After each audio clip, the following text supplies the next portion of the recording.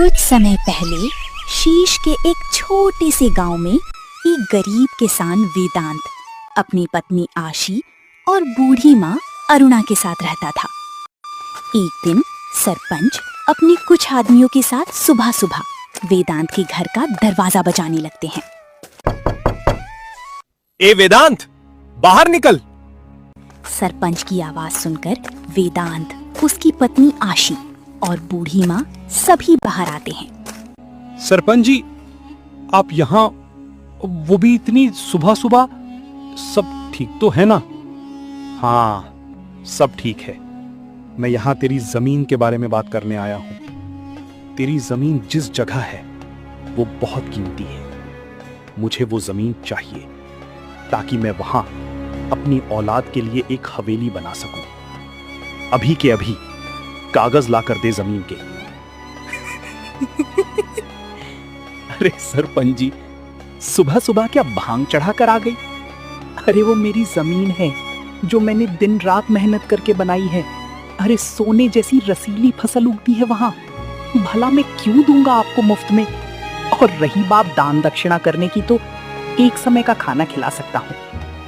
ये जवाब सुनकर सरपंच विदुर के तन मन में आग लग जाती है। तेरी इतनी हिम्मत? 2 कौड़ी के किसान, तू मुझे दान दक्षिणा देने की बात करता है? अब तू देख, तेरे ऐसे दिन लाऊंगा कि कोई तुझे दान भी नहीं देगा। फिर सरपंच अपने वफादार नौकर कुलदीप से कहते हैं, कुलदीप, अभी के अभी इस वेदांत का घर उजाड़ दो ताकि ये इस घर में ना रह सके। नहीं, दया कीजिए, मत कीजिए ऐसा। हम कहाँ जाएंगे? हम जमीन दे देंगे आपको। रहम खाइए सरपंच, इस उम्र में कहाँ जाएंगे? ईश्वर के लिए ऐसा मत करिए। लेकिन सरपंच को दया नहीं आती। सरपंच की आदमी वेदांत के घर को खाक में मिला देते हैं और घर का नामो निशान मिट जाता है और पूरा परिवार एक पल में बेघर हो जाता है। ये आपने क्या कर दिया? मेरा घर उजाड़ दिया। मैं कहाँ जाऊं? अपनी बूढ़ी माँ और अपनी पत्नी को लेकर कहाँ जाऊं? गांव वालों, कान खोल कर सुन लो। ना कोई इसको रहने की जगह देगा और ना ही कोई इसकी मदद करेगा। किसी ने भी ऐसा किया तो उसके घर का यही हाल होगा जो वेदांत के घर का हुआ है। आज से इसकी जमीन मेरी हुई। चलो, अब दफा हो जाओ यहां से। उस जमीन पर अब कदम मत रखना।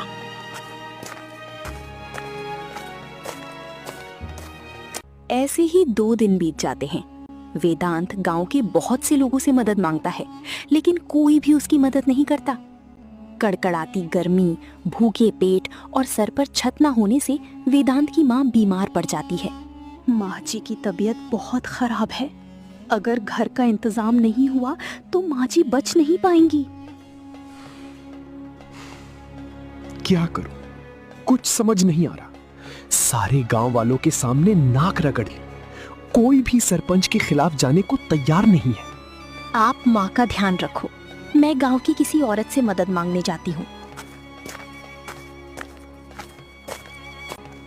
आशी पास ही एक घर ढूंढकर वहां जाती है जहां एक औरत बैठी हुई थी। आशी ने उसके आगे हाथ जोड़ दिए और फूट फूट कर रो पड़ी। दया करो, हमारी मदद करो। बस एक दिन के लिए अपने घर में जगह दे दो। तुम्हारा घर काफी दूर है, सरपंच को कुछ पता नहीं चलेगा। एक औरत होकर दूसरी औरत का दर्द समझो। नहीं नहीं, मैं ऐसा नहीं कर सकती। अगर सरपंच को कुछ पता चल गया तो वो मुझे मार डालेगा। नहीं नहीं, तुम जाओ यहाँ से, किसी और से मदद मांगो।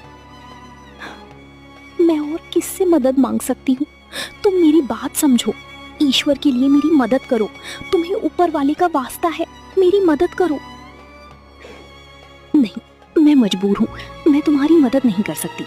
अब तुम जाओ यहाँ से, वरना किसी ने देख लिया तो मुश्किल हो जाएगी। आशी और भी लोगों से मदद मांगती है, लेकिन कोई उसकी मदद नहीं करता और वो निराश होकर अपने पति वेदांत के पास जाती है। मैंने बहुत कोशिश की, लोगों से मिन्नतें की, लेकिन किसी ने भी हमारी मदद नहीं की। वेदांत अपनी पत्नी से बात कर ही रहा होता है कि तभी उसकी नजर अपनी सुध-बुध खो चुकी माँ पर गई। माँ,